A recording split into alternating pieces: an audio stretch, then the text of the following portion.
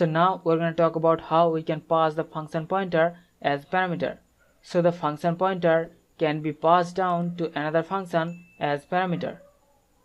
Like an example here, first we have created one function f1 and then we have created another function f2 which takes one function pointer.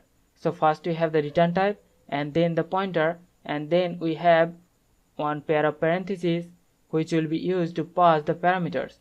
And then whenever we call the f2 and we pass the function 1, then the function 1 will be passed to the pointer. And then we can use the pointer inside the f2 and we can invoke the function f1. So in this example program we have one function f1 which prints the string f1 called, and then we have another function f2 which takes one function pointer as parameter. So first we have the return type of the function, then the function pointer, and then we have the pair of parentheses to pass the parameter. And then we can use the function pointer and we can invoke the function.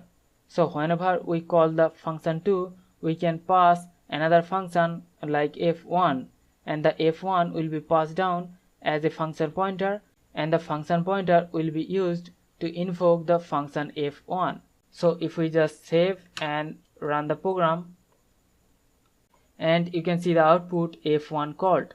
So this is the way we can use the function pointer as parameter, and then we can use the function pointer and we can invoke the original function which has been passed as a parameter during the function call.